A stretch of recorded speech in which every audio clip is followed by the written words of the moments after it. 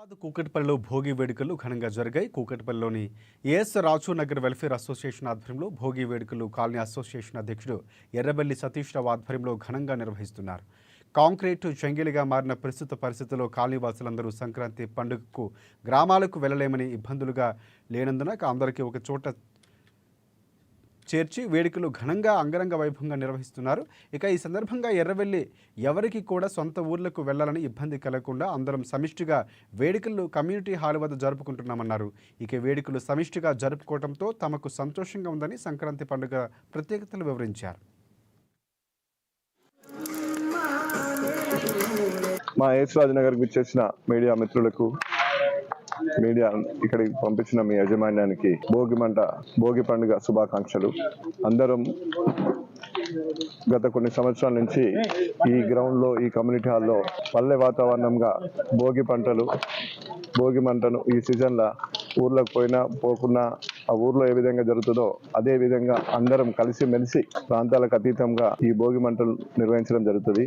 ఈ భోగి మంటలతోటి ఈసారి బాధలన్నీ తొలగిపోయి ఈ వచ్చే సంవత్సరం మొత్తం ప్రశాంతంగా అందరూ సుఖ సంతోషాలతోటి ఉండాలని కోరుకుంటూ సర్వే జన సుఖినో భవంతు. Happy Bhogi, happy Sankranti, happy Kanuma.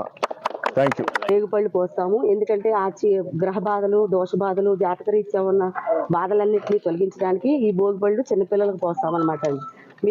ఈ ప్రపంచంలో ఉన్న తెలుగు వారందరికీ భోగి, సంక్రాంతి, కనుమ, ముక్కనుమ శుభాకాంక్షలు. అలాగే మీ అందరికీ కూడా శుభాకాంక్షలు. మేము అందరం కూడా ఏఎస్ రాజు నగర్లో సమిష్టిగా, సమైక్యంగా అందరం కలిపి వినాయక చవితి ఉత్సవాలు, దసరా ఉత్సవాలు, ఈ భోగిమంట, సంక్రాంతి పండుగలు ఇవన్నీ కూడా కలిపి చేసుకుంటాం. ఊరికి వెళ్ళలేదనే బాధ లేకుండా మేమందరం కూడా ఇక్కడే ఈ విధంగా సమిష్టిగా భోగి పండుగను నిర్వహించుకుంటాం. ఈ భోగి పండుగ రోజు ముఖ్యంగా ఇది ధనుర్మాసం. ఈ ధనుర్మాసంలో ఏంటంటే గోదాదేవిని కొలుస్తాము. ఈ రోజు గోదా కళ్యాణం జరుగుతుంది. సూర్యుడు దక్షిణాయనం నుండి ఉత్తరాయణానికి ప్రయాణం చేస్తాడు. ఈ ఉత్తరాయణంలో అంటే సంక్రాంతి రోజు మకర సంక్రమణం అంటారు. అంటే మకర సంక్రమణం అంటే కర్కాటక రాశి నుంచి సూర్యుడు మకర రాశికి ప్రవేశిస్తాడు అనమాట. ఈ ఉత్తరాయణ కాలం అంటే, ఉత్తరాయణ కాలంలో అయనం అంటే ప్రయాణించడం, సూర్యుడు ప్రయాణించే మార్గాన్ని ఉత్తరాయణం అని అంటారు.